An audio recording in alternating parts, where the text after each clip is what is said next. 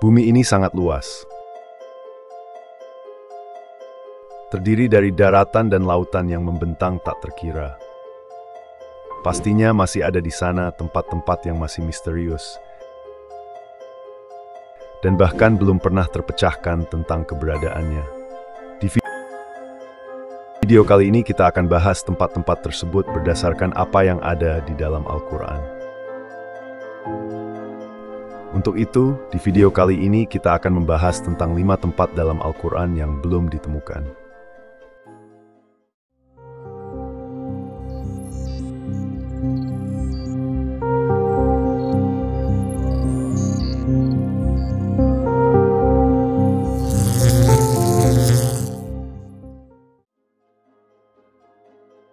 Assalamualaikum warahmatullahi wabarakatuh, Sobat Islamic Wonder yang dimuliakan Allah. Semoga kita selalu dalam keadaan sehat walafiat. Amin ya Rabbal Alamin. Bumi kita memiliki luas sekitar 500 juta kilometer persegi. 70%-nya adalah lautan. Luas daratannya hanya sekitar 149 juta kilometer persegi. Menurut para peneliti, manusia telah 90% menjelajahi daratan, sedangkan lautan hanya sekitar 57% saja. Itu berarti masih ada tempat-tempat yang masih belum terjamah oleh manusia. Ini yang menjadi menarik untuk dibahas. Apakah tempat-tempat yang belum terjamah tersebut merupakan salah satu dari tempat yang misterius yang ada di dalam Al-Quran dan hadis?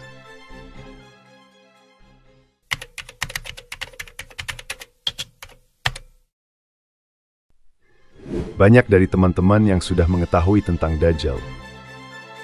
Di hadis dan Al-Quran disebutkan bahwasanya Dajjal merupakan salah satu dari 10 tanda datangnya kiamat kubra. Jika Dajjal telah muncul, maka dunia saat itu telah diambang kehancuran besar. Dia dipenjarakan Allah Subhanahu wa Ta'ala di suatu pulau misterius dan dijaga oleh seekor hewan yang bisa bicara yang bernama Al-Jassasah. Ada hadis Nabi Shallallahu Alaihi Wasallam yang mengungkapkan tentang pulau ini. Namun Nabi Shallallahu Alaihi Wasallam tidak merincikan secara jelas lokasi persisnya berada di mana. Hanya saja Rasulullah menunjukkan arahnya. Dajjal akan keluar dari perkampungan Yahudi Asfahan. Bersamanya ada 70.000 orang Yahudi. Dajjal akan keluar dari bumi di arah timur yang dinamakan dengan Khurasan. Artinya secara pasti bahwasanya tempat munculnya Dajjal adalah dari sebelah timur dan tak jauh dari daerah yang bernama Khurasan. Maka di manakah sekarang Khurasan itu berada? Kalau sekarang Khurasan itu terletak di negara Iran sebelah timur. Sekarang nama Khurasan dijadikan sebuah nama provinsi di sana. Namun jauh sebelum itu, sejak abad ke-3 Masehi, Khurasan itu adalah suatu wilayah yang luas meliputi Iran, Afghanistan, Tajikistan, Turkmenistan, Kazakhstan, dan Uzbekistan. Sedangkan tentang pulau tempat Dajjal dikurung mungkin saja berada tak jauh dari wilayah itu. Dan banyak tersebar kabar bahwa Dajjal dikurung di salah satu pulau di Yaman yang bernama Socotra. Karena pulau ini benar-benar aneh dan punya hewan dan tumbuhan yang tidak ditemukan di tempat lain, selain di pulau Socotra ini. Banyak orang yang mengaitkan tentang pulau Socotra ini sebagai pulau Dajjal. Namun ada pula yang mengatakan Dajjal di segitiga Bermuda, dan ada beberapa pendapat lain yang menyebutkan tentang di mana pulau Dajjal ini sebenarnya. Tapi kita tidak bisa bahas itu secara rinci karena nanti akan sangat panjang durasi video ini. Intinya adalah sebuah petunjuk bahwasanya tempat Dajjal di penjara adalah di sebuah pulau dansa. Satu-satunya orang yang pernah ke pulau itu dan bertemu Dajjal adalah Tamim Ad-Dari yang hidup sezaman dengan Nabi Shallallahu Alaihi Wasallam.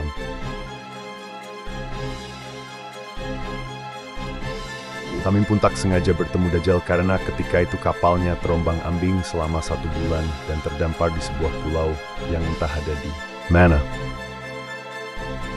Logikanya teman-teman, kejadian Tamim ini tidak pernah terulang lagi. Dan bahkan sampai saat ini bisa disimpulkan bahwasanya pulau tempat di mana Dajjal dipenjara memiliki lokasi yang tidak biasa.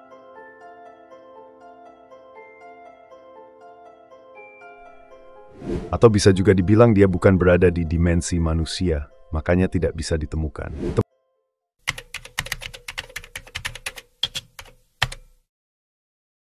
Teman-temanku seiman,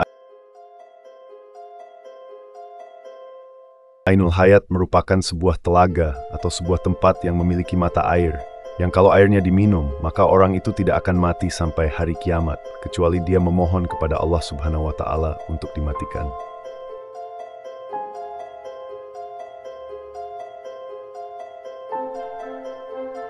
Kisah tentang tempat Ainul Hayat ini berhubungan erat dengan 2 tokoh besar, yaitu Raja Dzulqarnain dan penasihatnya yaitu Nabiullah Khidir alaihissalam. Ada sebuah riwayat dari As-Salabi dari Imam Ali. Suatu hari, Raja Dzulqarnain bertanya kepada malaikat tentang bagaimana ibadahnya malaikat kepada Allah Sang Pencipta. Kemudian malaikat pun memberitahu kepada Dzulqarnain bahwasanya ada malaikat yang sejak dia diciptakan, dia selalu sujud dan tak pernah mengangkat kepalanya untuk selamanya, karena dia tidak mau menyia-nyiakan waktu untuk selalu beribadah kepada Tuhannya.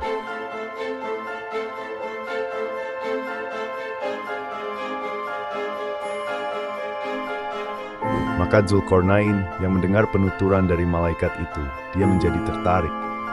Sebab Dzulqarnain ingin hidup abadi, supaya dia bisa lebih lama beribadah kepada Allah Subhanahu wa Ta'ala. Lalu dicarilah telaga itu oleh Dzulqarnain dan Khidir alaihissalam beserta dengan pasukan kerajaannya. Kemudian mereka menemukannya di tempat terbitnya matahari.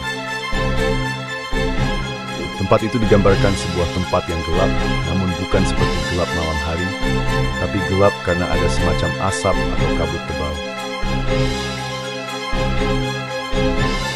Dan singkat cerita, yang meminum air dari telaga itu hanyalah Nabi Khidir alaihissalam. Dzulqarnain tidak meminumnya. Makanya ada khilaf dari para ulama. Ada yang mengatakan bahwasanya Nabi Khidir masih hidup sampai hari ini. Tapi ada juga yang mengatakan Nabi Khidir sudah wafat.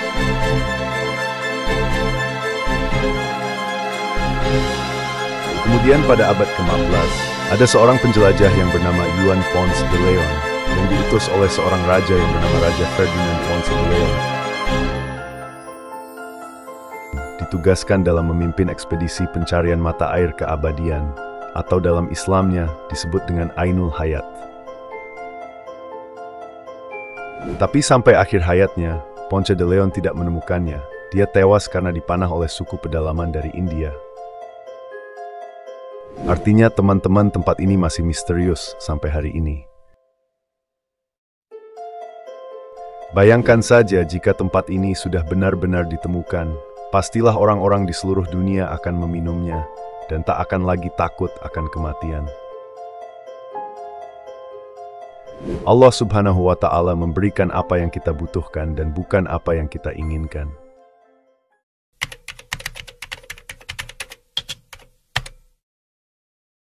Sobat Islamic Wonder yang dimuliakan Allah, pernah kita bahas di 2 video di channel ini. Tembok ini ternukil di dalam Al-Quran, surat Al-Kahfi, dan beberapa hadis syahih. Singkatnya, tembok besi yang dibuat oleh Raja Dzulqarnain ini berfungsi untuk mengurung 2 kabilah perusak, yaitu Ya'juj dan Ma'juj. Tembok ini akan runtuh ketika dunia diambang kiamat. Dan kaum tersebut yang akan melakukan pengrusakan di seluruh dunia. Jumlah kaum ini sangat banyak. Diriwayatkan kalau ada 1 manusia, berarti jumlah Ya'juj dan Ma'jujnya ada 1000. Menurut survei pada tahun 2024, penduduk bumi ada 8 miliar lebih. Artinya jumlah Ya'juj dan Ma'jujnya adalah 8 miliar dikali dengan 1000. Pastinya itu jumlah yang luar biasa banyak. Bayangkan teman-teman, kalau mereka semua keluar, pasti bumi ini akan padat dan berdesak-desakan. Dan logikanya, di mana lokasi lubang mereka ini kalau jumlahnya aja begitu besar dan mustahil kalau itu hanya ada di sebuah pulau.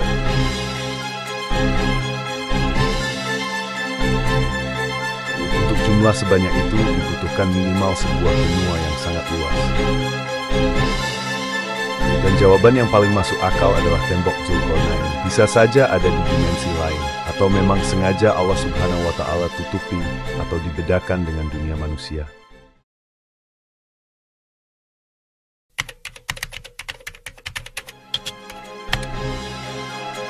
Teman-temanku seiman, tadi kita bicara tentang pulau, telaga, dan tembok misterius. Kali ini tempat yang misterius adalah sebuah gunung. Kisahnya pernah disabdakan Nabi Shallallahu Alaihi Wasallam ketika sahabat beliau yang bernama Abdullah bin Salam tengah bertanya kepada Nabi Shallallahu Alaihi Wasallam, "Ya Rasulullah, dengan apa bumi ini bisa tenang?" Nabi Shallallahu Alaihi Wasallam bersabda, dengan beberapa gunung. Kemudian Abdullah bin Salam melanjutkan bertanya, lalu dengan apa gunung-gunung itu dikokohkan? Nabi Shallallahu Alaihi Wasallam bersabda, dengan gunung Qaf yang terbuat dari batu zamrud hijau dan birunya langit. Dan para ahli tafsir mengatakan bahwasanya gunung Qaf merupakan induk semua gunung yang ada di dunia ini. Ada beberapa pendapat mengenai keberadaan gunung Qaf ini. Raja Zulkarnain pernah naik ke gunung ini mengenai letaknya ada di antara Yordania dan Arab Saudi. Namun ada juga berpendapat lain mengatakan letaknya ada di daerah Yaman. Selain itu ada yang menyebut gunung Qaf berada di suatu daerah sebelum Persia dekat tembok Yajuj dan Majuj. Gunung Qaf dihuni oleh para Rizalul Gaib dari wali Allah yang berjumlah 70 orang karena menjauhkan diri dari duniawi. Di sisi lain, ada pulau yang mengatakan bahwa di dekat Gunung Gaib ini ada sebuah pulau yang bernama Al-Qadr, yaitu tempat bertemunya arus sungai dan laut.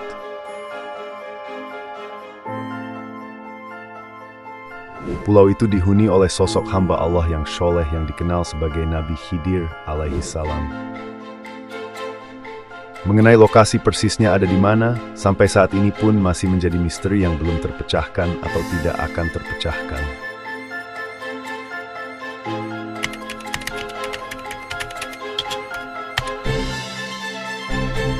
Kalau dinilai dari sisi kekayaan, mungkin sultan-sultan dari Indonesia tidak ada apa-apanya jika dibandingkan dengan Raja Sulaiman. Nabi atau Raja Sulaiman adalah sosok orang terkaya sebenarnya. Dia berkata, "Ya Tuhanku, ampunilah aku dan anugerahkanlah kepadaku kerajaan yang tidak dimiliki oleh siapapun setelahku, sungguh Engkaulah yang Maha Pemberi." Al-Quran Surat Syad ayat 35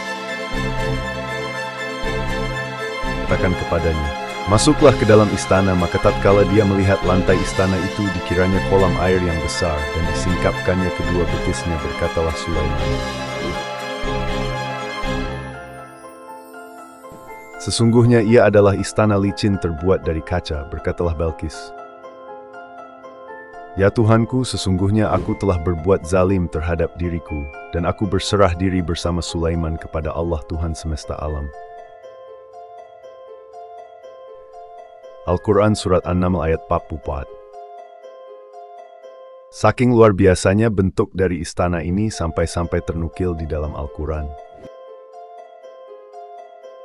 Menurut beberapa para ahli sejarah, istana megah Sulaiman dibangun oleh manusia dan bangsa jin. Makanya istana dari Nabi Sulaiman ini istimewa. Tidak bisa jika dibandingkan dengan bangunan-bangunan modern seperti sekarang ini. Istana Nabi Sulaiman disebut dengan Solomon Temple atau Kuil Sulaiman. Hal ini sesuai dengan literatur bangsa Yahudi. Istana Nabi Sulaiman alaihi salam sekarang sudah tidak ada lagi, alias sudah runtuh. Yang tersisa hanyalah tembok sebelah barat dari bagian kuil. Bagi orang Yahudi, bangunan ini dinamai Kuil Wailing Wall atau tembok ratapan. Nah, selama pemerintahan Hizkia, perluasan tembok ini dilakukan sampai ke arah barat, yang sekarang kita kenal dengan nama Kota Lama Yerusalem. Pada tahun 2005, seorang arkeolog bernama Eilat Nazar menemukan sisa-sisa peninggalan kerajaan Nabi Sulaiman. Dia menemukan situs pintu gerbang lengkungan setinggi 18 meter yang dinamakan struktur batu melangkah. Karena ditemukan benda-benda itu, mereka melakukan penggalian besar-besaran sampai ke Masjidil Aqsa, yang akhirnya memicu kemarahan umat Muslim di seluruh dunia karena ditakutkan sebab dari penggalian itu akan merubuhkan Masjidil Aqsa.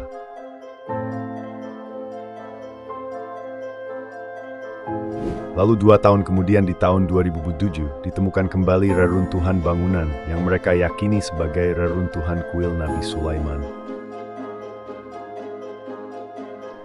Kuil itu berada di sebelah Masjidil Aqsa. Walaupun bangunan kuilnya sudah terlihat hancur, para ahli sejarah yakin kuil Nabi Sulaiman masih bisa diangkat untuk dilihat.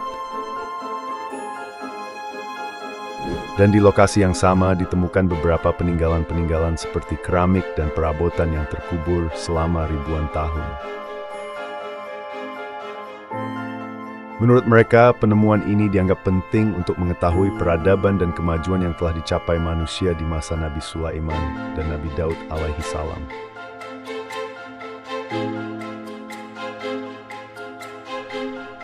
Kuil atau istana Nabi Sulaiman ini, teman-teman, merupakan lambang dan simbol kekuatan, serta sebagai bentuk pengakuan atas bangsa Yahudi kepada dunia, sehingga sangat berguna bagi kaum Yahudi.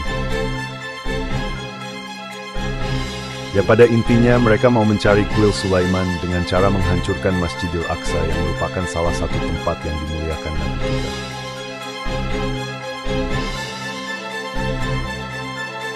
Wallahu a'lam bishawab. Jadi itulah kisah tentang 5 tempat misterius dalam Al-Quran yang belum ditemukan. Semoga kisah ini bermanfaat. Lebih dan kurangnya mohon dimaafkan. Yang benar datangnya dari Allah Subhanahu wa Ta'ala. Khilaf atau keliru itu datangnya dari saya pribadi sebagai manusia biasa. Sampai ketemu di kisah-kisah seru yang penuh makna selanjutnya. Saya akhiri, wassalamualaikum warahmatullahi wabarakatuh.